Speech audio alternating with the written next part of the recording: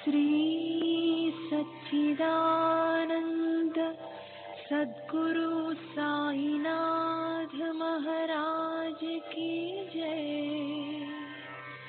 सद्गुरु श्री साईनाथुनि शरद बाबू जी की जय।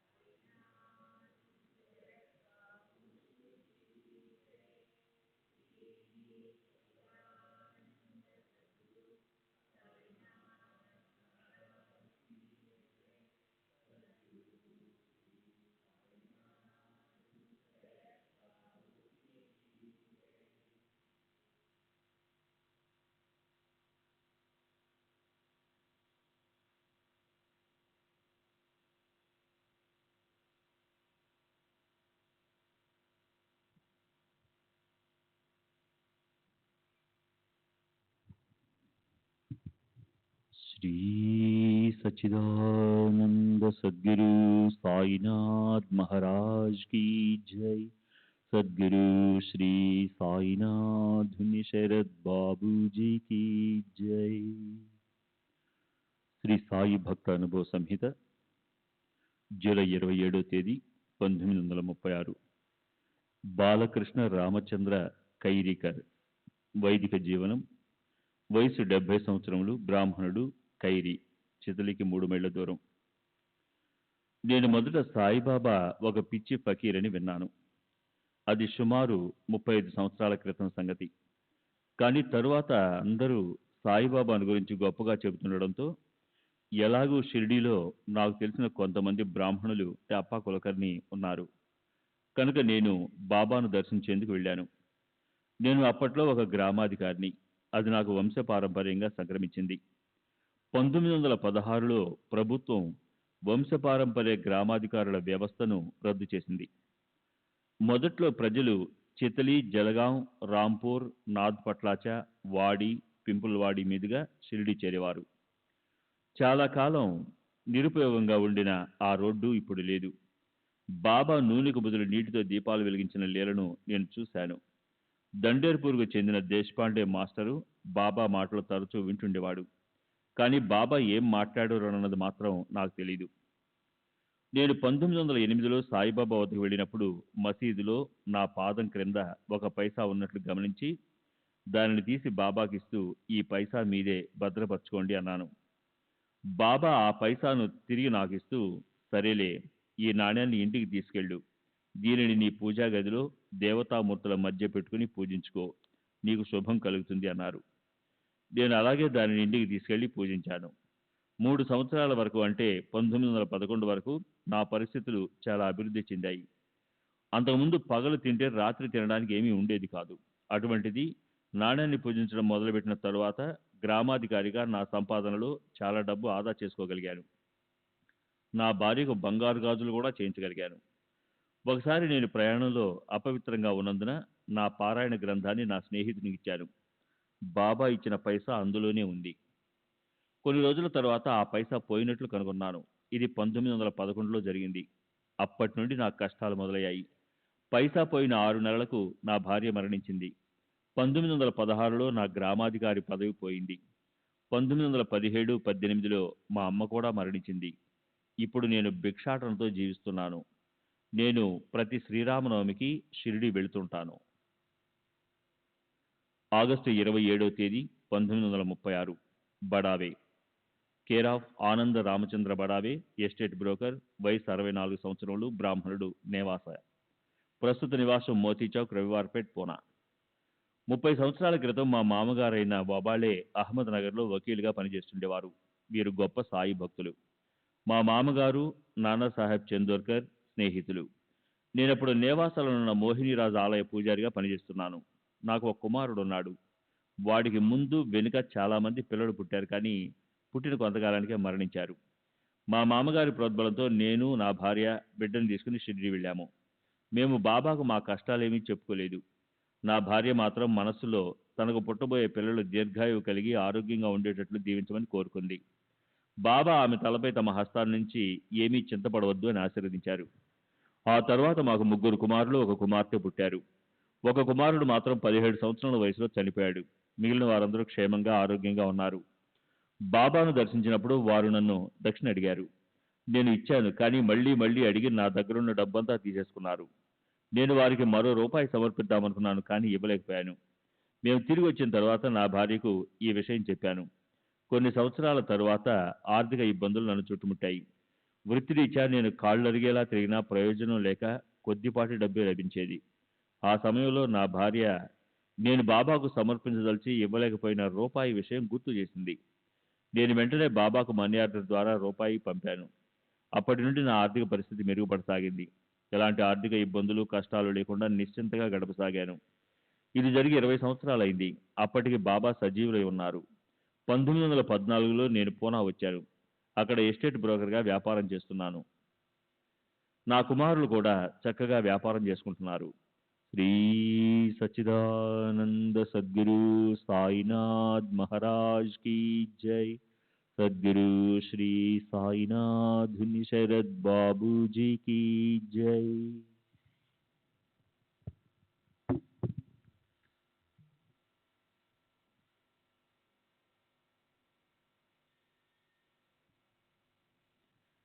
సెప్టెంబర్ 1వ తేదీ 1936. శ్రీధర్ నారాయణ్ ఖరార్కర్, అకౌంటెంట్, సచివాలయం. వయసు 57 సంవత్సరాలు. కాయస్థ ప్రభు.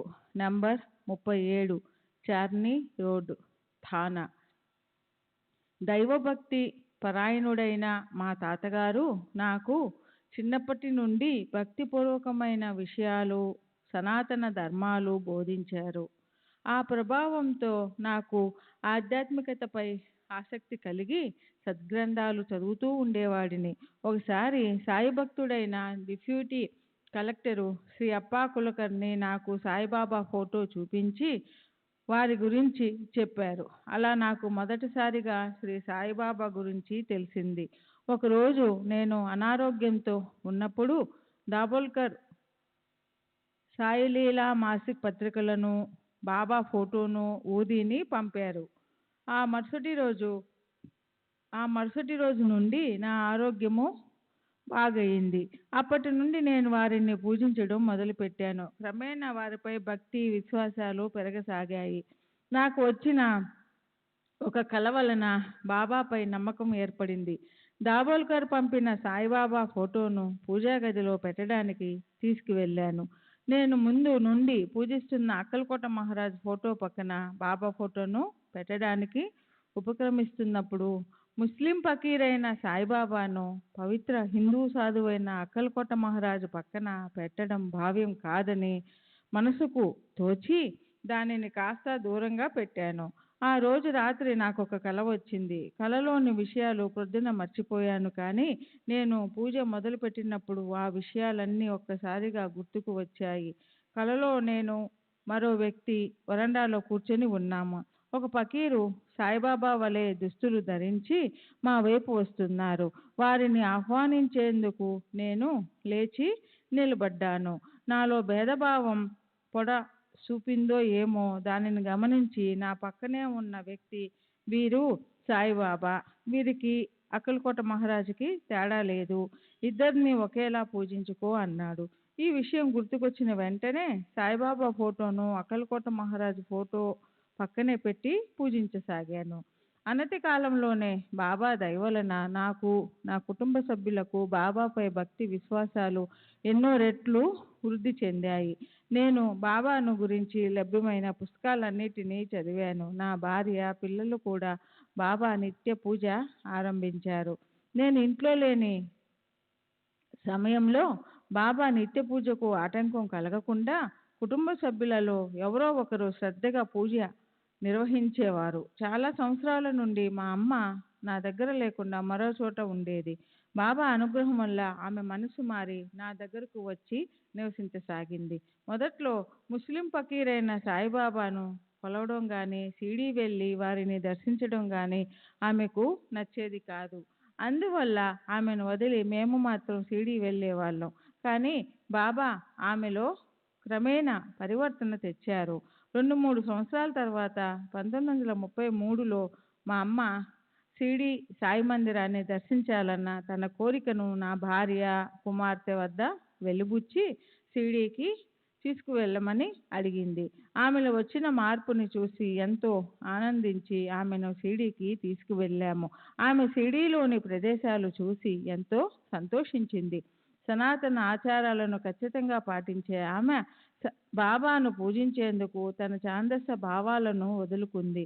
ఆమె షిరిడీ నుండి తిరిగి వచ్చిన కొంతకాలానికే ఠానాలో ఉన్న మా ఇంట్లో అంతిమ శ్వాస విడిచింది.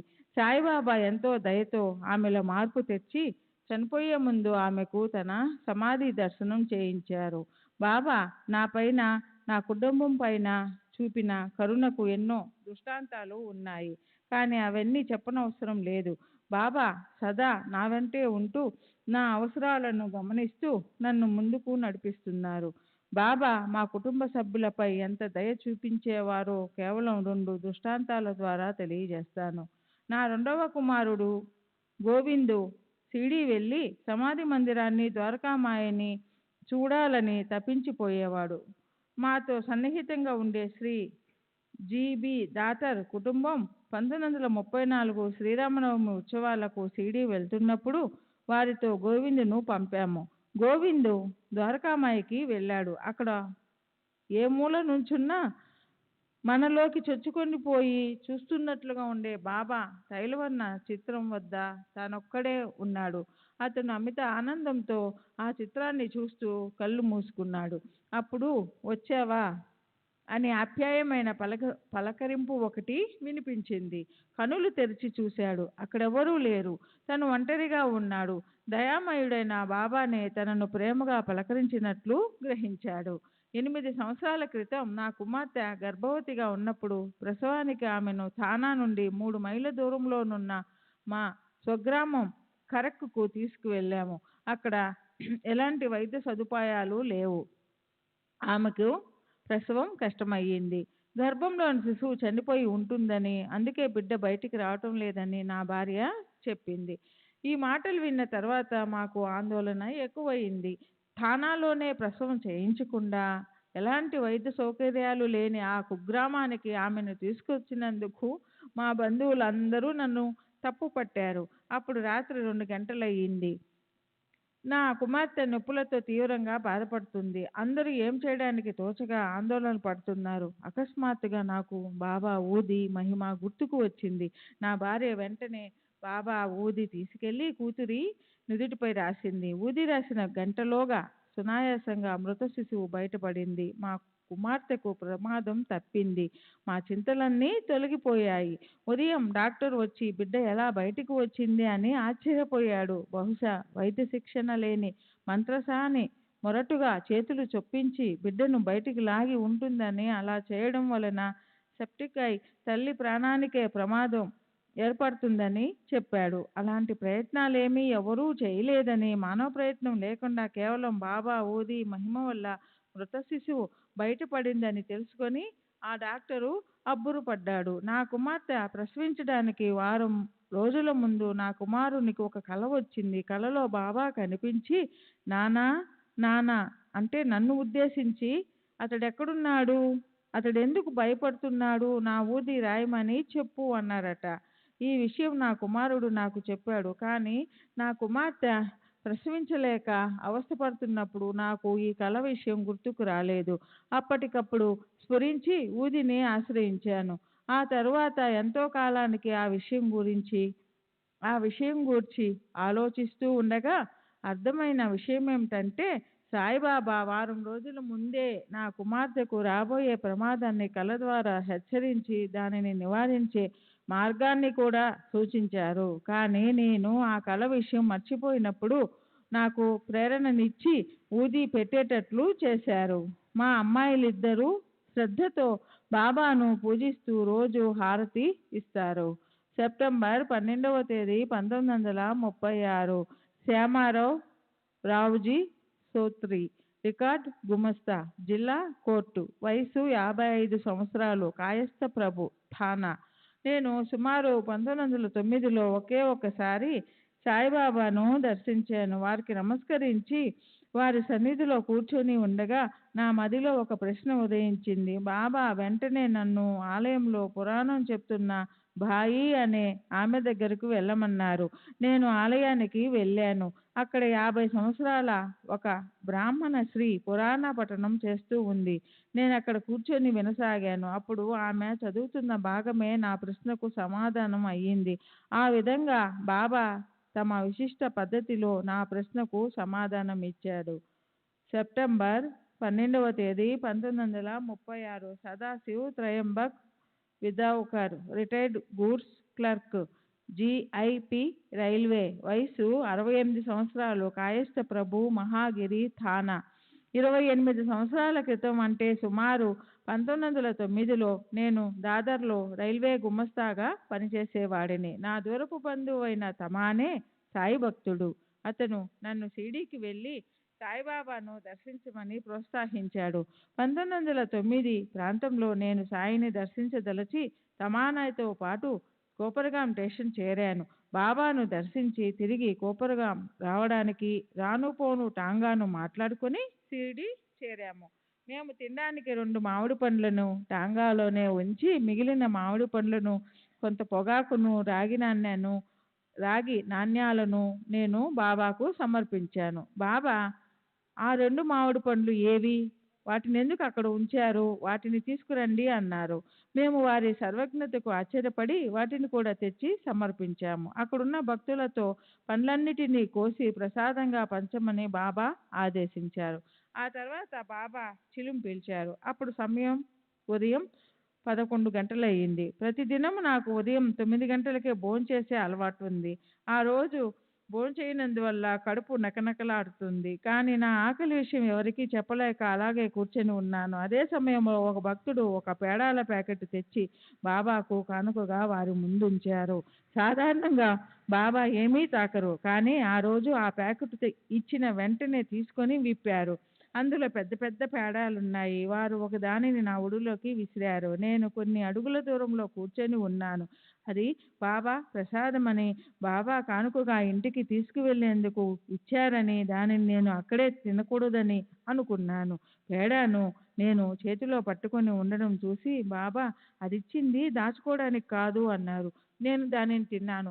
నా ఆకలి సగం తీరింది. బాబా మళ్ళీ ఇంకొక పేడ విసిరారు. కనీసం దాన్నైనా ప్రసాదంగా తీసుకెళ్ళదలచి చేతిలో పట్టుకొని ఉన్నాను. కానీ బాబా మళ్ళీ అదిచ్చింది దాచుకోవడానికి కాదు అని అన్నారు. నేను దానిని కూడా తిన్నాను. నా ఆకలి పూర్తిగా తీరిపోయింది. ఇక బాబా పేడాలను విసరనూ లేదు, ఎవరికీ పంచనూ లేదు.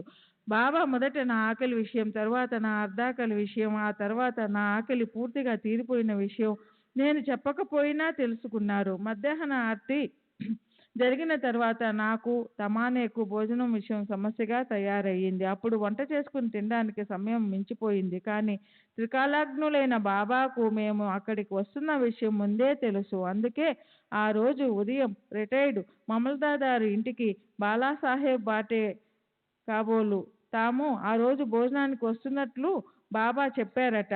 అందువల్ల అతను భోజన పదార్థాలు ఎక్కువ వడ్డించి తయారుగా ఉంచాడు. హారతి అయిన తర్వాత బాబా మా ఇద్దరిని మూడవ అతిథిగా ఒక బ్రాహ్మణ్ణి ఇంటికి తీసుకువెళ్ళి భోజనం పెట్టమని అతనిని ఆదేశించారు. మేము బాబా ప్రతినిధులుగా వెళ్ళడంతో మాకు ఎంతో సంతృప్తికరంగా భోజనం వడ్డించారు. మమ్మల్ని ఆ అధికారి ఇంటికి పంపే ముందు బాబా నన్ను చూపించి, ఇతను అనవసరంగా చింతపడుతున్నాడు, కానీ ఇతని పని ఎప్పుడో జరిగిపోయింది అని ఆ అధికారితో చెప్పారట. అతను నాతో ఈ విషయం చెప్పి నేను ఏ పని కోసం వచ్చానో తెలుపమన్నాడు. నేను బాబా నుండి ఉపదేశం పొందడానికి వచ్చినట్లు అతనితో చెప్పాను. సాధారణంగా భక్తులను వచ్చిన రోజే వెళ్ళడానికి బాబా అనుమతించరని అందరూ చెప్తున్నారు. కానీ 2 కారణాల వల్ల ఆ రోజే తప్పక వెళ్ళవలసిన అవసరం ఉంది. మొదటిది, మేము కోపరగాం వెళ్ళకపోయినా టాంగావాడికి తిరుగుబాటుగా ఇచ్చి తీరాలి.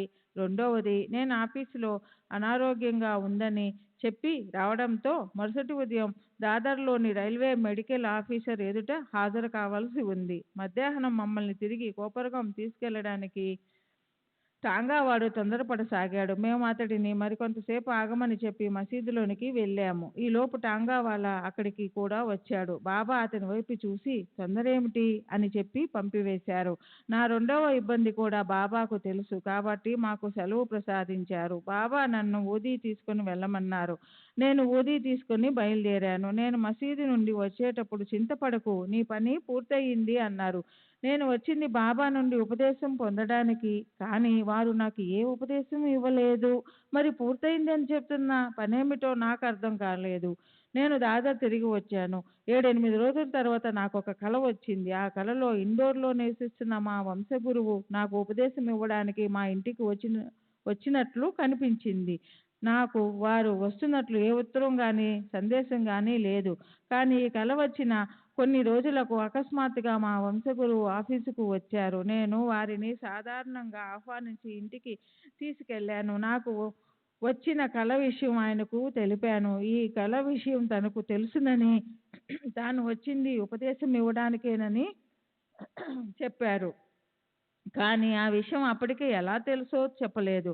ఆ మరుసటి రోజు శాస్త్రోక్తంగా నాకు శివమంత్రాన్ని ఉపదేశించారు. నేను శైవుణ్ణి కాబట్టి నాకు శివమంత్రాన్ని ఉపదేశించారు. వారు మరో విషయం కూడా తెలిపారు. తాము చాలా రోజుల క్రితమే నాకు ఉపదేశం ఇవ్వాలని నిర్ణయించినట్లు చెప్పారు. బాబా మాటలు ఎంత శక్తివంతమైనవంటే నేను షిరిడీలో ఉన్నప్పుడే నాకు ఉపదేశం ఇవ్వడానికి వీరికి ఎంతో దూరంలో ఉన్న ఇండోర్లో నివసించే వీరు బాబాను ఎన్నడూ దర్శించలేదు.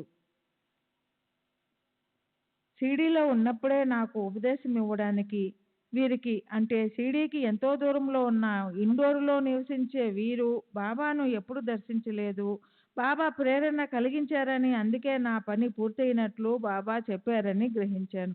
ఈ భక్తుడు హుబ్లీ సిద్ధారూఢ స్వామి భక్తుడు. ఇతడు 1909లో బాబా దర్శనం చేసుకున్న తర్వాత ఒకసారి మాత్రమే 1935లో షిరిడీ వెళ్ళి బాబాకు కృతజ్ఞతలు అర్పించి వచ్చారు. శ్రీ సచ్చిదానంద సద్గురు సాయినాథ్ మహారాజ్ की जय.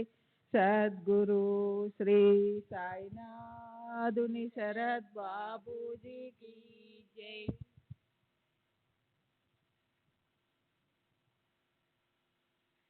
సెప్టెంబర్ 13వ తేదీ 1936 దత్తాత్రేయ విఠల్ వైద్య, ఖజానా గుమస్తా, థానా కలెక్టరేట్, వయసు 25 సంవత్సరాలు, కాయస్థ ప్రభు.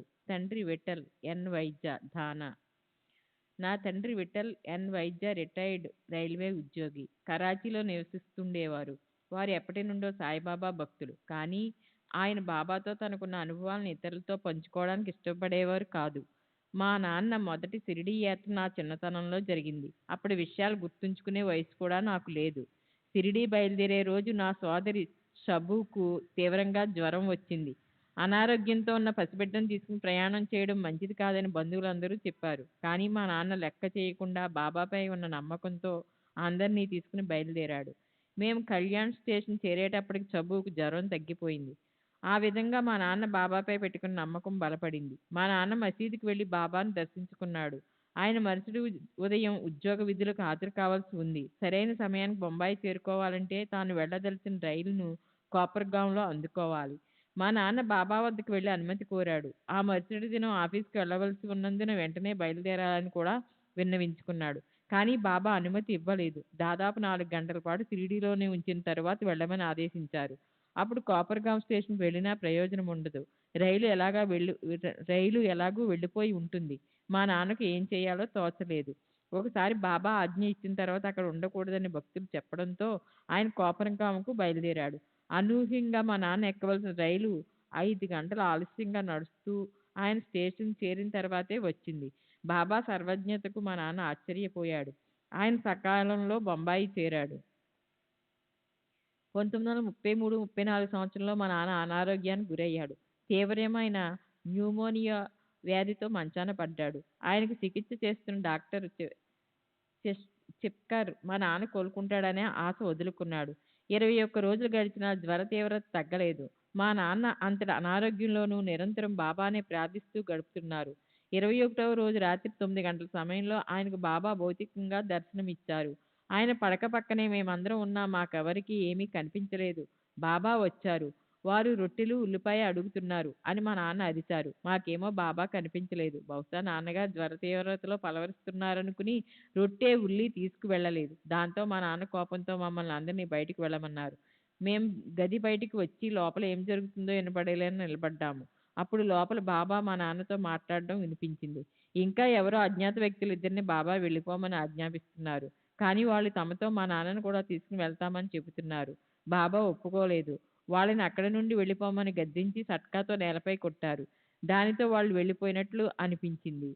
ఆపై వాళ్ళ గొంతులు వినిపించలేదు. తర్వాత బాబా మా నాన్నను ఒక పెద్ద లోటాడు చల్లని నీటిని త్రాగమని చెప్పి వెళ్ళిపోయారు. మా నాన్న నన్ను లోనికి పిలిచి చల్లని మంచినీళ్లు తెమ్మన్నారు. డాక్టర్ చల్లని నీళ్లు త్రాగవద్దని చెప్పినందువల్ల నేను కాస్త తటపటాయించాను. మా నాన్న పట్టుబడడంతో బాబా మాటలపై నమ్మకం ఉన్న మా అమ్మ చల్లని నీరు తెచ్చి ఇచ్చింది. మా నాన్న 2-3 కప్పులు నీళ్లు తాగారు. వెంటనే ఆయనకి చెమట పట్టి జ్వరం తగ్గనారంభించింది. వెంటనే మేము డాక్టర్కి కబురు పెట్టగా అతను వచ్చి పరీక్షించాడు. చల్లని నీళ్లు త్రాగడంతో జ్వరం తగ్గిపోయిందని తెలుసుకున్న డాక్టర్ ఆశ్చర్యానికి అవధులు లేవు.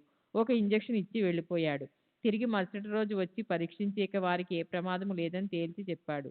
ఇలా బాబా తమ దర్శనం ద్వారా సహాయం అందించి మా నాన్న ప్రాణాలను కాపాడారు. అంతకుముందు కూడా మా నాన్న కష్ట సమయాల్లో ఉన్నప్పుడు బాబా తనకు కనిపించి రొట్టె ఉల్లిపాయలు అడిగారని చెప్పేవారు. గత సంవత్సరం 1935లో మా చెల్లెలు చబుకు వివాహం చేయదలిచారు. తగిన సంబంధం కోసం వెతుకుతూ మా నాన్న ఆందోళన పడసాగారు. ఒక సంబంధం కుదిరినట్లు అనిపించి చివరికి ఏదో కారణం వల్ల చెడిపోయింది. దీంతో మా నాన్న మరింతగా ఆందోళన పడసాగాడు. తన కుమార్తె వివాహం జరిపించమని బాబాని ఎప్పటిలాగే ఆర్తిగా ప్రార్థించాడు. ఒకరోజు మా నాన్న కలలో బాబా కనిపించి పండరీపురం వైపు నుండి తనకు ఒక ఉత్తరం వస్తుందని, ఆ సంబంధం కుదురుతుందని చింతపడవద్దని చెప్పారట. అలాగే బాబా చెప్పిన 15 రోజులకు డింగ్రే అన్నతను పండరీకి చెందిన దీక్షిత్ అనే యువకుడితో చబు వివాహ విషయంగా ఉత్తరం రాశాడు. త్వరలోనే ఆ సంబంధం కుదిరి వివాహం కూడా జరిగిపోయింది. సెప్టెంబర్ 14వ తేదీ 1936 శంకర్ బల్వంత్ కొహుజ్గర్ బిఏ గుమస్తా, బొంబాయి కలెక్టర్ కార్యాలయం, వయసు 41 సంవత్సరాలు, కాయస్థ ప్రభు, థానా. కీర్తిశేషులైన మా నాన్నగారు బల్వంత్ సి కొహోజ్గర్ మామూలుదారుగా రిటైర్ అయ్యారు. మా నాన్న 1911లో షిరిడీ వెళ్ళి బాబాను దర్శించారు. బాబా ఆయనను పితృవాత్సల్యంతో ఆదరించారు. బాబా ప్రేమగా మా నాన్న వీపు తట్టి మఠంలోనే షిరిడీలోనే ఉంటావా అని అడిగారు. మా నాన్న షిరిడీలో సుమారు వారం రోజులు గడిపారు. సెలవు తీసుకునేందుకు అనుమతి కోసం బాబా దగ్గరికి వెళ్ళినప్పుడు నీవెక్కడికైనా వెళ్ళు, నేను నీ వెంటే ఉంటాను అని అన్నారు. అప్పటి నుండి మా నాన్నకి ఏ ఆపద వచ్చినా బాబా కాపాడేవారు. కొన్ని నెలల క్రితం ఆయన చనిపోయారు. అంతవరకు బాబా రక్షణలోనే ఉన్నారు. మా నాన్న ఒక్కసారి మాత్రమే షిరిడీ వెళ్ళారు. 1911లో మా నాన్న షిరిడీలో ఉన్నప్పుడు దత్త జయంతి వచ్చింది. ఆ రోజు సాయంత్రం సుమారు 5 గంటల సమయం అప్పుడు బాబా మసీదులో భక్తులతో కూర్చుని ఉన్నారు. ఉన్నట్టుండి బాబా, నాకు ప్రసవ నొప్పులు వస్తున్నాయి, బాధ భరించలేకుండా ఉన్నాను, నేను ప్రసవించబోతున్నాను అన్నారు. బాబా దత్తాత్రేయుని తల్లి అనసూయమాతతో తాదాత్మ్యం చెంది ప్రసవ వేదన అనుభవిస్తున్నట్లు స్పష్టమయ్యింది. సంఘటన జరిగిన కొద్దిసేపటి సంధ్యా సమయంలో బాబా భక్తులందరినీ బయటికి వెళ్ళమని ఆదేశించారు. భక్తులందరూ బయటికి వెళ్లారు. కొంత సమయం గడిచిన తర్వాత భక్తులను లోనికి రమ్మని పిలిచారు. ఆ సమయంలో బాబా ఎంతో ఆనందంగా ఉన్నారు. అప్పుడు భక్తులందరూ లోనికి వెళ్తుండగా మా నాన్న మాత్రం నేరుగా మసీదు లోపలికి వెళ్ళారు. అక్కడ బాబా గద్దెపై బాబాకు బదులు 3 శిరస్సులు దత్తాత్రేయ శిశువు మా నాన్నకు కనిపించారు. ఆ దృశ్యం క్షణకాలం మాత్రమే నిలిచింది. తిరిగి చూసేసరికి అక్కడ బాబా యథారూపంలో కఫ్నీధారి అయి కనిపించారు. పురాణాల ప్రకారం దత్తాత్రేయుడు జన్మించిన సంధ్యా సమయంలోనే. ఇది చూసిన తరువాత మా నాన్న ఎటువంటి అనుభూతికి లోనై ఉంటారో ఊహించవచ్చు. ఆయనకు బాబా దత్త స్వరూపులని నిదర్శనం దొరికింది. తరువాత మా నాన్న ఊరికి బయలుదేరే రోజు బాబా దగ్గర సెలవు ఊది తీసుకుని రోడ్డుకు మసీదుకు మధ్యనున్న వీధులు ఇల్లు అన్నీ దాటుకుని మెయిన్ రోడ్డుకు చేరాడు. అప్పుడు మా నాన్న మదిలో బాబాను చూడడం ఇదే చివరిసారి అవుతుందేమోననే తలంపు వచ్చింది. మరొక్కసారి వారిని చూస్తే బాగుండును కదా అని కోరుకుంటూ లెండి వైపు చూశాడు. అక్కడ లెండి కంచె నుండి తొంగి చూస్తూ బాబా ముఖం కనిపించింది.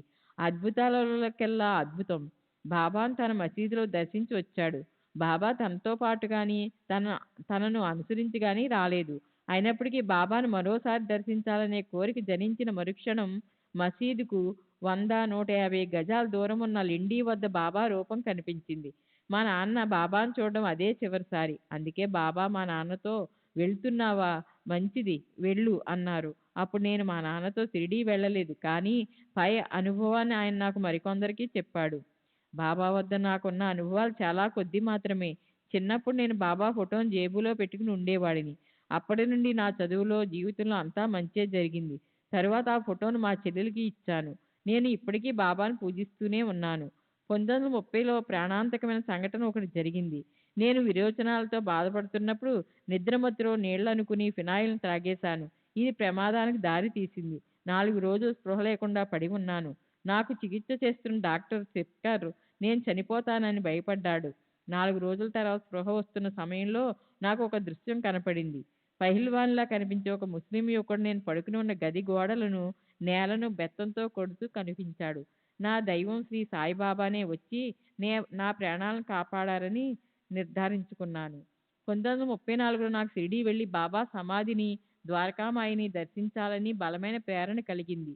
షిరిడీ వెళ్ళి ద్వారకామాయిలో బాబా చిత్రపటాన్ని చూసిన వెంటనే నా శరీరమంతా విద్యుత్ ప్రవహించినట్లుగా అనుభూతి కలిగింది. ఆ చిత్రపటాన్ని తదేకంగా చూడలేకపోయాను. భగవంతుడు ఇక్కడే ఉన్నాడు అన్న భావనతో నా మనసు నిండిపోయింది. శ్రీ సచ్చిదానంద సద్గురు సాయినాథ్ మహారాజ్ కీ జై. సద్గురు శ్రీ సాయినాథ్. సెప్టెంబర్ 15వ తేదీ 1936. రామచంద్ర రామకృష్ణ సామంత్, బిఏ, భూస్వామి, వయసు 45 సంవత్సరములు, బ్రాహ్మణుడు, టర్నార్ రోడ్డు, బాంద్రా. నా జీవితంలో 3 సార్లు మాత్రమే సాయిబాబాను దర్శించాను. మొదటిసారి 1912వ సంవత్సరం గురు పూర్ణిమకు మా మామగారైన అన్నాసాహెబ్ దబోల్కర్తో పాటు నేను నా భార్య వెళ్ళాము. మా మామగారు తన కుమార్తెను అల్లుడిని షిరిడి తీసుకువస్తానని మొక్కుకున్నారట. మొక్కు తీర్చడానికి నన్ను రమ్మని చెబితే వారి వెంట వెళ్ళాను. అంతేగాని నాకు అప్పుడు సాయిబాబాపై పెద్దగా నమ్మకం లేదు. మా తల్లిదండ్రుల వైపు నుండి సాయిబాబాతో అనుబంధం లేదు, కానీ మా కుటుంబంలో ఆధ్యాత్మిక పరమార్థిక సంపద మెండుగా ఉంది. మా ముత్తాత లక్ష్మణ్ అర్జున్ సామంత్ భగత్ విఠలునికి పరమభక్తుడు. తరచూ పండరీ యాత్రలకు వెళ్ళేవాడు. ఆయన ప్రతి ఆషాఢ కార్తీక మాసాలలో పండరీ యాత్రకు తీసుకువెళ్ళిన బట్టలు, నడుముకు కట్టుకునే కాషాయ దట్టి, పూజా సామాగ్రి మొదలైనవి వారసత్వ జ్ఞాపికలుగా భద్రపరచబడ్డాయి. నేను వారి కాషాయ దట్టిని పండరి తీసుకెళ్లి చంద్రభాగా నదిలో ముంచి తెచ్చేవాడిని. మా తాతగారు విఠల భక్తుడే కాక శివదీక్షపరుడు కూడా. నిత్యం మధ్యాహ్న సమయాలలో ఏకాగ్రతతో శివమంత్రాన్ని జపించేవాడు. నేను వారి ముద్దుల మనవడినైనప్పటికీ వారు జపం చేస్తున్నప్పుడు వారి దగ్గరకు వెళ్ళే సాహసం లేదు. రాత్రిళ్ళు హరిపద చదివేవాడు. వేకువజామున భజన నిర్వహించేవాడు. ఆయన 59 సంవత్సరాలకే పరమపదించారు. ఆయన నిర్యాణం చెందే ముందు నా అంతిమ గడియలు సమీపిస్తున్నాయి. ధవల వస్త్రధారి అయిన విఠలుడు నన్ను వైకుంఠానికి తీసుకెళ్లడానికి అక్కడ పెట్టెపై కూర్చుని వేచి ఉన్నారు. వారు నాకు గటిక కాలం 24 నిమిషాలు మాత్రమే మీకు వీడ్కోలు పలకడానికి సమయం ఇచ్చారు అని పలికి తన కొడుకులు, కుమార్తెలు మొదలైన వారిని ఒకరి తరువాత ఒకరిని పిలిచారు. శోకిస్తున్న మా నాన్నగారిని దగ్గరకు పిలిచి విచారించవద్దని, ధైర్యంగా ఉండమని చెప్పారు. వారు తమ కుమార్తెలను దగ్గరికి పిలిచేటప్పుడు వారి అసలు పేర్లతో గాక గంగా, భగీరథి మొదలైన తీర్థాల పేర్లతో పిలిచి వీడ్కోలు పలికారు. నన్ను దగ్గరికి పిలిచి నేను వారిని తలచిన వెంటనే నాతోనే ఉండి నన్ను కాపాడుతూ ఉంటామని ఆశీర్వదించారు. వారు పలికిన మాటలు వారివి కావు. తుకారాం, రామదాసు మొదలైన సత్పురుషుల ప్రవచనాలను నాకు తగినట్లు అన్వయించారు. ఈ విధంగా అత్యంత భక్తిపూర్వక సంభాషణల తరువాత వారు ప్రశాంతంగా కన్నుమూశారు. వారు తప్పక వైకుంఠానికే వెళ్ళి ఉంటారు. ఈ సంఘటన 1899లో జరిగింది. మా నాన్న అంతటి ఆధ్యాత్మిక ప్రగతిని సాధించలేదు. వారు పండరీపురం దర్శించారు. కుటుంబ సాంప్రదాయాలకు అనుగుణంగా ఇంటిలోని ప్రతి ఒక్కరూ తమ జీవితకాలంలో ఒక్కసారైనా పండరీపురం దర్శించి తీరాలని చెప్పేవారు. వారు 1911లో మరణించారు. వారు చివరి శ్వాస విడిచేంత వరకు ఎరుకలోనే ఉన్నారు. దక్షిణం వైపు చూపిస్తూ నన్ను తీసుకెళ్లడానికి వారు వచ్చి ఉన్నారు అని చెప్పి అంతిమ శ్వాస విడిచారు. ఈ విధంగా నా చిన్నతనమంతా పవిత్ర పరమార్థిక భావాలతో నిండిపోయింది. కానీ నేను విద్యను అభ్యసించిన వాతావరణం యొక్క బలమైన ప్రభావం ఈ భక్తి భావాలన్నిటినీ తుడిచివేయటమే గాక వ్యతిరేక భావాలను జనింపచేసింది. 1911 జూనులో నా వివాహ సమయమప్పుడు వంశపారంపర్యంగా వచ్చిన కిడ్నీ వ్యాధితో బాధపడసాగాను. ఒంటిపూట భోజనం, రాత్రిళ్ళు ద్రవహారం తీసుకుంటూ వచ్చాను.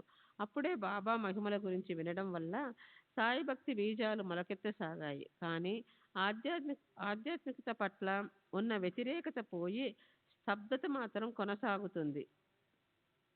మా మామగారిని ఇతరులను అనుసరిస్తూ నా పరిసరాలకు అనుగుణంగా నడుచుకుంటుండేవాడిని. ఇతరులు బాబాకు నమస్కరిస్తే నేను వారికి నమస్కరించేవాడిని. ఒకసారి మసీదులో ఉన్నప్పుడు మాధవరావు బాబాకు నమస్కరించమని నాతో చెప్పాడు. నేను నమస్కరించాను. నా అంతరంగం ఎరిగిన బాబా ఒత్తిడి చేస్తే తప్ప ఇతను గురుపాదాలకు నమస్కరించడు. చాలా పాయ పడయాల నేట్ లగాతో అని అన్నారు. ఆ సున్నితమైన ఒత్తిడి ద్వారానే బాబా నాలో క్రమంగా మార్పు తెచ్చారు. బాబా కృప వల్ల నాకు ఎంతో మేలు జరిగి బాబా పట్ల నమ్మకం పెరగసాగింది. నా వ్యాధి మూలంగా నేను అందరి వలె అన్ని వేళల్లో ఆహారం తీసుకోలేనందువల్ల శుష్కించిపోతున్నానని, వ్యాధి నివారణ చేయమని బాబాను అర్థించగా నేను త్వరలోనే స్వస్థత పొందుతానని అల్లా అచ్చా కరేగా అన్నారు. నేను మితహారం తీసుకుంటూ ముందు జాగ్రత్త కొరకు అప్పుడప్పుడు మందులు తీసుకుంటూ క్రమం తప్పకుండా మూత్ర పరీక్షలు చేయిస్తూ వచ్చాను. త్వరలోనే వ్యాధి నయమై మామూలుగా ఆహారం తీసుకోవటం మొదలుపెట్టాను. బాబా మాటలు నిజమయ్యాయి. నేను మొదటిసారి బాబాను దర్శించిన 11 నెలలకు అంటే 5/6/1913 నాకు తొలి సంతానంగా ఆడపిల్ల జన్మించింది. అదే సంవత్సరం బసెన్లోనున్న తుంగరేశ్వర దేవస్థానం యొక్క కమిటీ చైర్మన్గా నేను నియమించబడ్డాను. 1915 గురు పూర్ణిమకు బాబాను రెండవసారి దర్శించాను. ఈసారి కూడా మా మామగారితో నా భార్యతో కలిసి వెళ్ళాను. ఈసారి సిరిడి దర్శనంలో చెప్పుకోదగిన అనుభవాలేమీ కలుగలేదు. కానీ 1915 ఫిబ్రవరిలో జరిగిన సంఘటన చెప్పుకోతగింది. నా ఎరుకలో లేకుండా నిగూఢ రీతిలో బాబా నన్నెలా కాపాడుతున్నారో నాకు తెలిసింది. ఆ సంఘటన వివరిస్తాను. ఫిబ్రవరి నెలలో ఒక రోజు ఆర్నాలలో ఉన్న మా ఇంటిలో పడుకొని ఉన్నాను. అప్పుడు నా అనారోగ్యం నుండి మెల్లగా కోలుకుంటున్నాను. మంచం మీద నుండి లేవబోతూ అకస్మాత్తుగా మూర్ఛ వచ్చి పడిపోయాను. నా భార్య, ఇతర కుటుంబ సభ్యులు నా చుట్టూ నిలబడి ఇది ఏ ప్రమాదానికి దారి తీస్తుందో ఏమోనని భయపడుతున్నారు. ఆ సమయంలో నాకొక దృశ్యం కనపడింది. యమదూతల వలె కనిపించే 8, 10 నల్లని ఆకారాలు నా చుట్టూ మూగాయి. వారు డాలు బాల్లాలు పట్టుకొని ఉన్నారు. వారెందుకో నన్ను కొట్టి హింసిస్తున్నారు. నాలో నేను ఏమిటిదంతా? ఎందుకు వాళ్ళు నన్ను కొడుతున్నారు అని అనుకోసాగాను. కానీ వాళ్ళు నన్ను ఎంత కొడుతున్నా బాధేమీ తెలియటం లేదు. ఇంతలో గదిలోకి ఒక వెలుగు వచ్చింది. ఆ వెలుగు నుండి ఒక హస్తం ముందుకు వచ్చి ఆ ఆకారాలనన్నిటినీ ఒక పక్కకు ఈడ్చివేసింది. ఆ నల్లని ఆకారాలు ఆ ఆ వెలుగుకు దూరంగా గౌరవభావంతో నిలబడ్డాయి. ఆ హస్తం క్రిందగా తెల్లటి కప్ని కొంత భాగం కనిపించింది. అంతేగాక ఒక వింతైన పరిమళం గదంతా వ్యాపించింది. తరువాత నాకు స్పృహ వచ్చి కళ్ళు తెరిచాను. క్రింద పడటం మూలంగా నాకు ఎలాంటి గాయాలు కాలేదు. నా కంటి అద్దాలు మాత్రం పగిలిపోయాయి. నా చుట్టూ చేరి ఉన్న కుటుంబ సభ్యులందరూ బాబానే నన్ను కాపాడారని నమ్మారు. నాకు మాత్రం అప్పుడు బాబాపై 1917లో అంతటి నమ్మకం కలగలేదు. 1927లో నారాయణ మహారాజ్ మహిమ చవి చూసిన తరువాతే బాబాపై దృఢ నమ్మకం ఏర్పడింది. ఆ రోజు నన్ను రక్షించిన అమృత హస్తం సాయిబాబాదే అని గుర్తించాను. 1918 అక్టోబరులో బాబా మహాసమాధి చెందడానికి వారం 10 రోజుల ముందు మేము షిరిడీ వెళ్ళి బాబాను దర్శించాము. నా 2 పిల్లలతో పాటు నా ఇతర కుటుంబ సభ్యులను కూడా తీసుకెళ్లాను. దురదృష్టవశాత్తు షిరిడీలో నా కుమారులిద్దరూ నీళ్ళ విరోచనాలతో బాధపడసాగారు. మామూలుగా అలాంటి పరిస్థితుల్లో పూర్తిగా ఆహారం ఇవ్వకపోవడం కానీ లేదా ద్రవాహారం ఇవ్వడం కానీ చేస్తారు. కానీ ఈ విషయం బాబాకు చెబితే వాళ్ళకి గోధుమ నూకను నేతిలో ఉడికించి తినిపించండి అన్నారు. పిల్లలు సిరా తిన్నారు. వారం రోజుల్లో వాళ్ళకి ఆరోగ్యం చేకూరింది. మా మామగారు కూడా ఒకసారి జబ్బు చేసినప్పుడు బాబా ఆదేశం మేరకు నిషిద్ధమైన ఆహారాన్ని తీసుకున్నారు. బాబా ఆజ్ఞానుసారం నడుచుకున్నందువల్ల ఎటువంటి హాని కలగలేదు. 1918లో బాబా నన్ను మొదటిసారి దక్షిణ అడిగారు. అలా ఎన్నోసార్లు అడిగారు. నేను వారు అడిగినంత మొత్తాన్ని ఇచ్చాను. వారు నన్నెప్పుడూ ఇతరుల దగ్గర అప్పు తీసుకొని దక్షిణ సమర్పించమని ఒత్తిడి చేయలేదు. అటువంటి ప్రదేశాలలో అప్పు చేయడం నాకు ఇష్టం ఉండదు. నా జేబులోని డబ్బులన్నీ అయిపోక మునుపే వారు నన్ను దక్షిణ అడగడం మానివేసేవారు. మరొక విశేషం ఏమంటే నాకు ఆధ్యాత్మికత పట్ల అపనమ్మకం జనించిన సమయాలలోనే నన్ను దక్షిణ అడిగేవారు. వారు దక్షిణగా అడిగే 25, 15, 10 సంఖ్యలలో ఏదైనా అంతరార్థం ఉందో లేక ఆ సంఖ్యలు ఏ విషయాన్నైనా సూచిస్తున్నాయో కూడా నాకు అర్థమయ్యేది కాదు. బాబా ఒక్కొక్కసారి వాడకెళ్ళి కూర్చో అని ఆదేశించేవారు. నేను వారి మాటలను యథాతథంగా తీసుకొని మేము ఉంటున్న బూటీవాడకు వెళ్ళి మా మామగారి వద్ద కూర్చునేవాడిని. కానీ చాలా కాలం తర్వాత బాబా మాటలకు అర్థం వాడలో జరిగే పురాణ పఠనంలో కూర్చో అని తెలుసుకున్నాను. శ్రీ సచిదానంద సద్గురు సాయినాథ్ మహారాజ్ की जय. सद्गुरु श्री साईनाथ सरस बाबू जी की जय.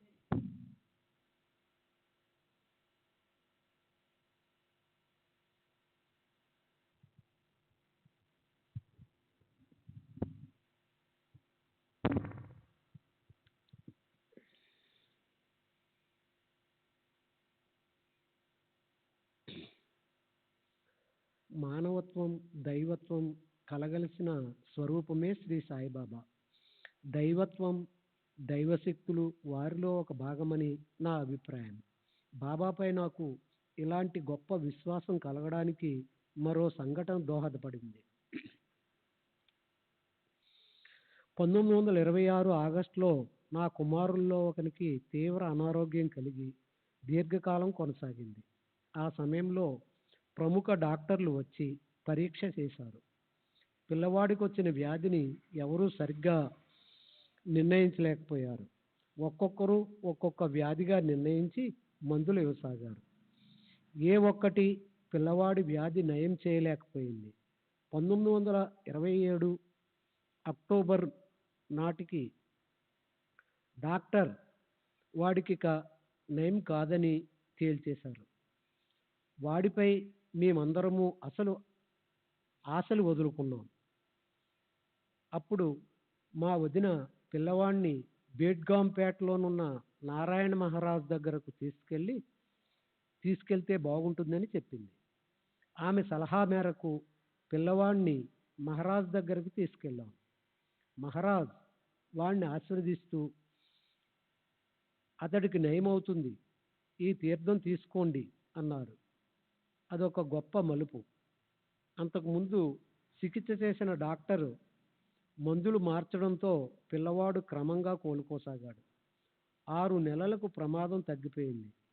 ఆ తరువాత బలం పుంజుకుని సంపూర్ణ ఆరోగ్యవంతుడయ్యాడు.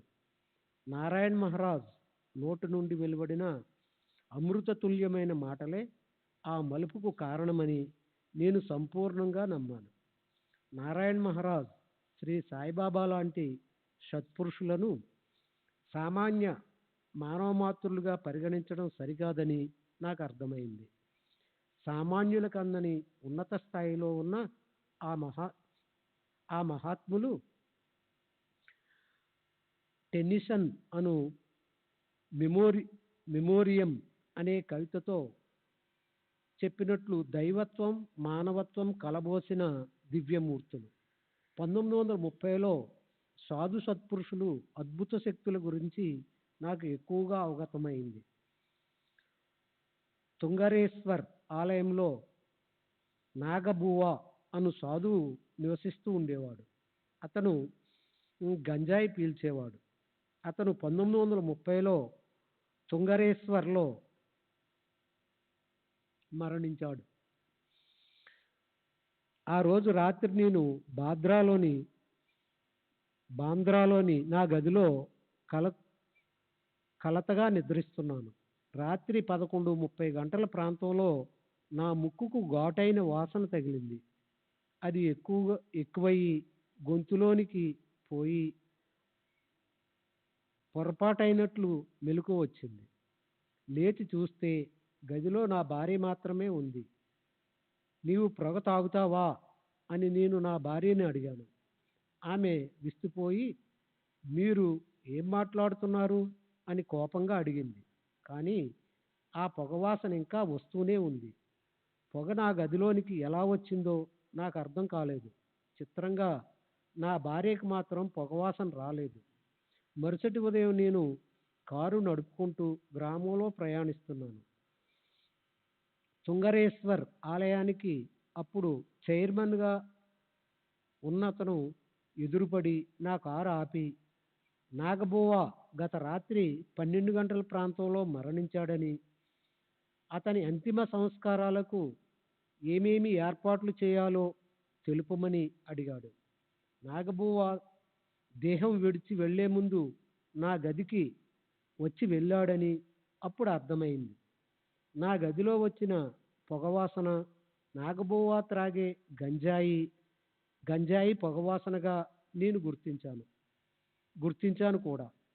1915లో బాబా నా గదికి వచ్చి నల్లని ఆకారాలను ఈడ్చేసినప్పుడు ఎంతైనా సుగంధ పరిమళం వచ్చినట్లు చెప్పాను కదా.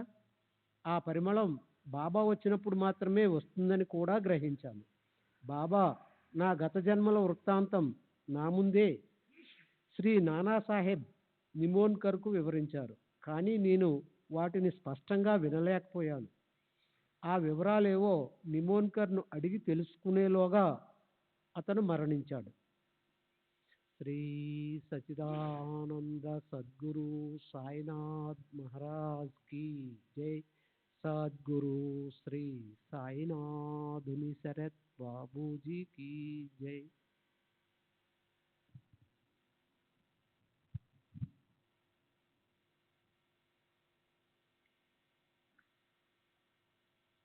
సెప్టెంబర్ 16వ తేదీ 1936 బాపురావు నారాయణ్ చాంద్రోడ్కర్ భూస్వామి వయస్సు 40 సంవత్సరములు.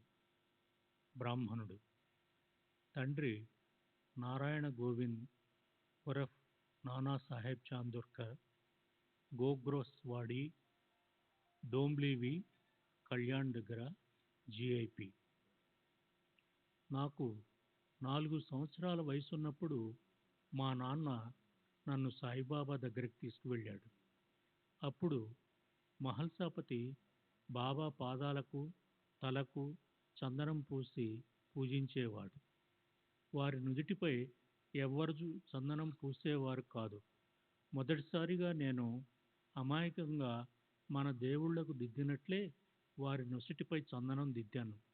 అప్పటి నుండి ఇతర భక్తులు కూడా వారి నొసటిపై చందనం పూసేందుకు అనుమతి లభించింది. ఇది జరిగింది 1900 సంవత్సరంలో. 1902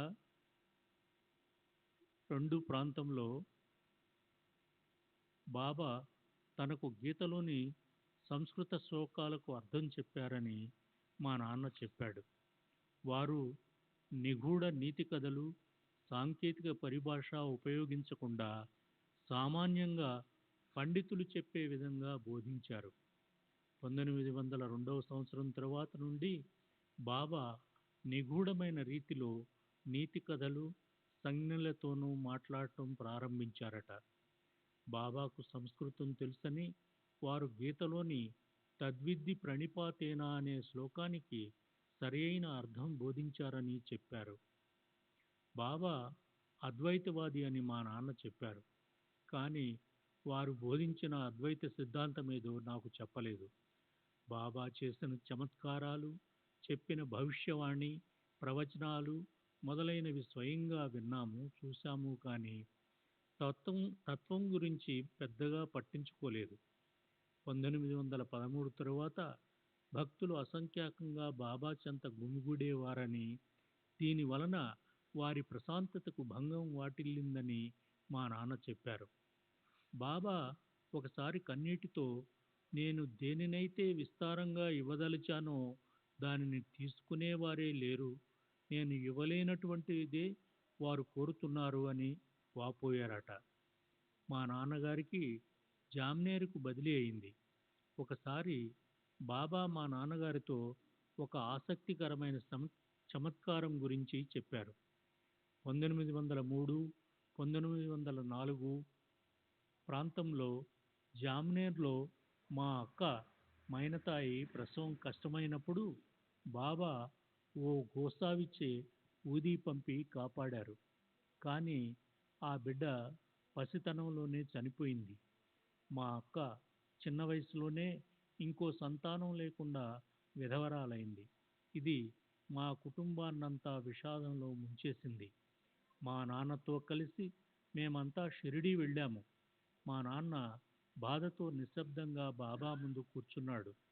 సాధారణంగా మా నాన్నను చూడగానే బాబా పలకరించేవారు. మా నాన్న కూడా సంతోషంగా కబుర్లు చెప్పేవాడు. అంతా ఉల్లాసంగా ఉండేది. ఈసారి అక్కడ నిశ్శబ్ద వాతావరణం ఉంది. కొన్ని నిమిషాల తరువాత బాబానే మొదట నిశ్శబ్దాన్ని ఛేదించారు. బాబా, నీవు ఎందుకు అంత నిశ్శబ్దంగా ఉన్నావు?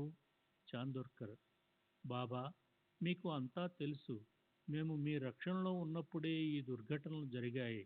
అల్లుడు మరణించాడు. పసిబిడ్డ కూడా కన్నుమూసింది. బాబా, నీవు బిడ్డ కోసం, అల్లుడి కోసం నా దగ్గరికి వచ్చి ఉంటే పొరపాటు పడినట్లే.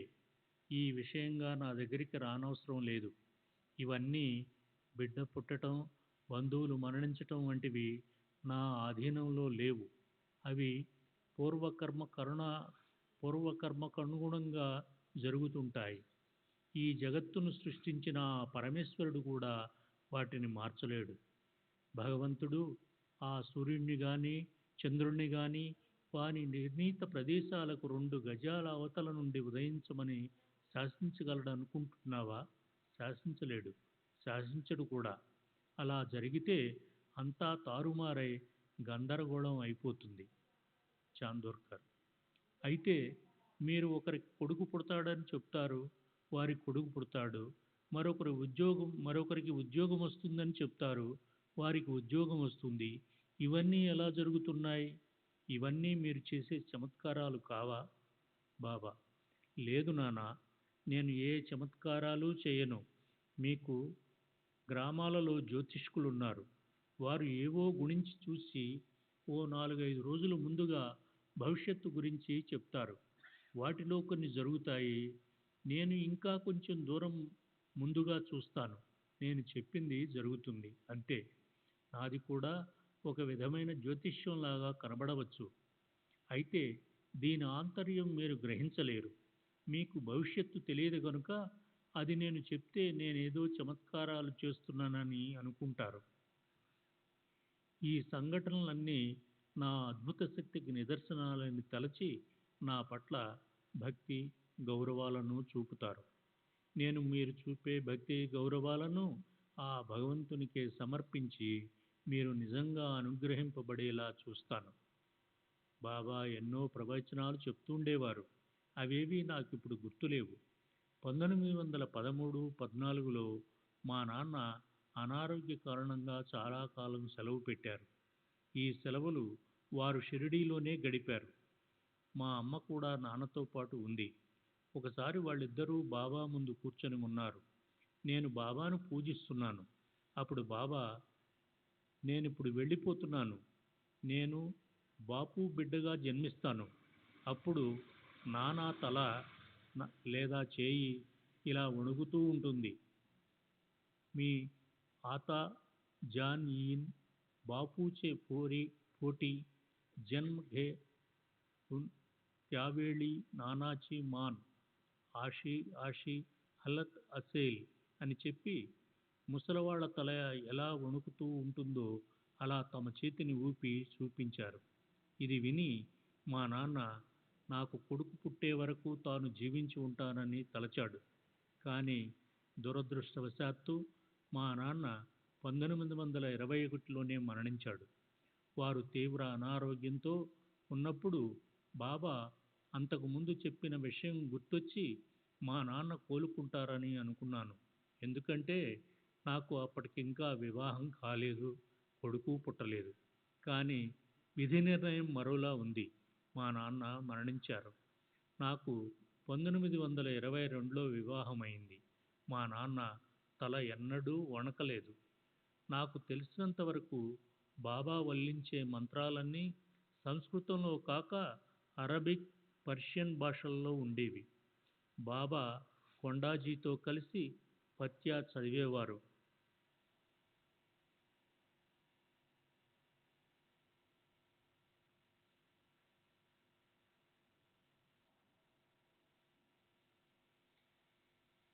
భక్తులు తెచ్చిన కేసరి, సిర నైవేద్యం మసీదు గూటిలో నింబారులో పెట్టినప్పుడు బాబా మరియు కొండాజీ అరబిక్లో కానీ పర్షియన్లో కానీ నాకు తెలియని భాషలో ఏదో ఉచ్చరిస్తూ ఉండేవారు. బాబా మహావాక్యాలు వల్లించేవారని మా నాన్న నాతో ఎప్పుడూ చెప్పలేదు. 1908లో మా నాన్న పండరీపురంలో పనిచేస్తున్నప్పుడు నేను ఆయనతో కలిసి షిరిడీ వెళ్ళాను. బాబా మా నాన్నను నైవేద్యంగా పురాణ్ పోళీలు చేసి తీసుకొని రమ్మన్నారు. ఆయన అలాగే చేసి బాబాకు సమర్పించి బాబాను తన బసకు వచ్చి భోంచేయమన్నారు. బాబా నేను వస్తాను వెళ్ళు అన్నారు. బాబా తమ భౌతిక దేహంతో తన బసకు రారు అని మా నాన్న తెలుసుకొని నిరాశతో వెళ్ళిపోయాడు. ఇది జరిగేటప్పుడు మాధవరావు దేశపాండే బాబా చెంతనే ఉన్నాడు. మసీదు నుండి ఆయన బాధతో వెళ్ళిపోయిన తరువాత బాబా శ్యామాతో, నానా ఎంతో కాలం నుండి నాతో కలిసి ఉన్నప్పటికీ నేను ప్రతి చీమ, ఈగ మొదలైన ప్రాణులలో ఉంటానన్న సత్యాన్ని గ్రహించలేకపోయాడని అతనితో చెప్పు అన్నారు. జీవరాశులన్నింటిలోనూ తాము ఉన్నామని బాబా చెప్పారు. ఇదే నేను బాబా నుండి ప్రత్యక్షంగా కానీ పరోక్షంగా కానీ విన్న గొప్ప సత్యం. బాబా ఎప్పుడూ అద్వైతాన్ని గురించి కానీ వేదాంతానికి సంబంధించి సుదీర్ఘ ధర్మోపన్యాసాలు కానీ చేసినట్లు నాకు గుర్తులేదు. వారు సాధారణమైన విషయాల గురించి మాట్లాడేవారు. ఉదాహరణకు దానం చేయండి, మంచి పనులు చేయండి, సత్యాన్నే పలకండి మొదలైనవి. నేను చిన్నవాడిగా ఉన్నప్పుడు నీ తల్లిదండ్రుల మాటలు విను, మీ అమ్మకు పనులలో సహాయం చేస్తూ ఉండు, ఎప్పుడూ నిజం మాత్రమే చెప్పు అని చెప్పేవారు. అంతేగాని వారెప్పుడూ నాతో మంత్రాల గురించి, భగవంతుని గురించి మాట్లాడలేదు. బాబానే నా రక్షకులని నా అచంచల విశ్వాసం. నా జీవితమంతా వారి రక్షణలోనే గడుస్తుంది. నేను శ్రేయస్సు చేకూరుస్తూ, తమ మార్గదర్శకత్వంతో నన్ను ముందుకు నడిపిస్తూ, నన్ను సదా కాపాడుతున్నారన్నది నా అనుభవం. సద్గురు సాయినాథ్ మహారాజ్ కీ జై. సద్గురు శ్రీ సాయినాథ్ శరత్ బాబూజీ కీ జై.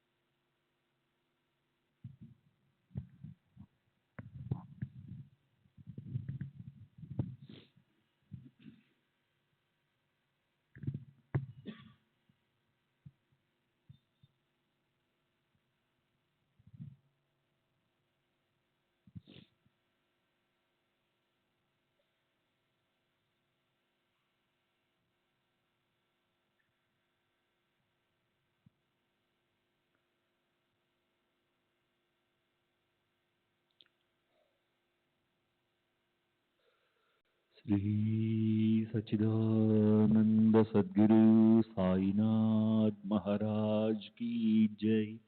సద్గురు శ్రీ సాయినాథ్ శరత్ బాబూజీ కీ జై. साई रहम नजर करना, बच्चों का पालन करना. साई रहम नजर करना, बच्चों का पालन करना. जाना तुमने जगत पसार, सब ही झूठ जमाना. जाना तुमने जगत पसार, सब ही झूठ जमाना. साई रहम नजर करना, बच्चों का पालन करना. साई रहम नजर करना, बच्चों का पालन करना. मैं अंधा हूँ बंदा पुकार, मुझसे पथ दिखलाना. मैं अंधा हूँ बंदा पुकार, मुझसे पथ दिखलाना. साई रहम नजर करना, बच्चों का पालन करना. साई रहम नजर करना, बच्चों का पालन करना. दास गणों कहे अब क्या बोलूं, थक गई मेरी रसना. दास गणों कहे अब क्या बोलूं, थक गई मेरी रसना. साई रहम नजर करना, बच्चों का पालन करना। साई रहम नजर करना, बच्चों का पालन करना। रहमो नजर करो अब मोरे साई, तुम बिना नहीं मुझे माँ बाप भाई। रहमो नजर करो मैं अंधा हूँ बंदा तुम्हारा, मैं अंधा हूँ बंदा तुम्हारा। मैं ना जानू, मैं ना जानू, मैं ना जानू अल्लाह इलाही। रहमो नजर करो, रहमो नजर करो अब मोरे साई, तुम बिना नहीं मुझे माँ बाप भाई। रहमो नजर करो काली जमाना मैंने गवाया, काली जमाना मैंने गवाया। साथी आखिर का, साथी आखिर का, साथी आखिर का तुम बिना कोई। रहमो नजर करो, रहमो नजर करो अब मोरे साई, तुम बिना नहीं मुझे माँ बाप भाई। रहमो नजर करो अपने मस्जिद का झाड़ू गड़ो है, अपने मस्जिद का झाड़ू गड़ो है। मालिक हमारे, मालिक हमारे, मालिक हमारे तुम बाबा साई। रहमो नजर करो, रहमो नजर करो अब मोरे साई, तुम बिना नहीं मुझे माँ बाप भाई। रहमो नजर करो। श्री सच्चिदानंद सद्गुरु साईनाथ महाराज की जय। सद्गुरु श्री साईनाथ शरद बाबू जी की जय।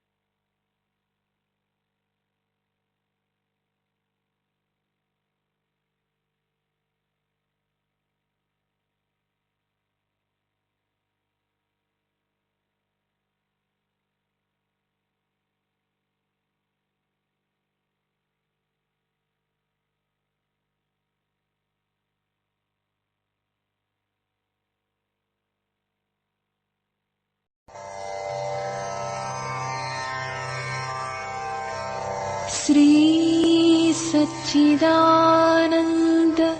सद्गुरु साईनाथ महाराज की जय। सद्गुरु श्री साईनाथुनि शरद बाबू जी की जय।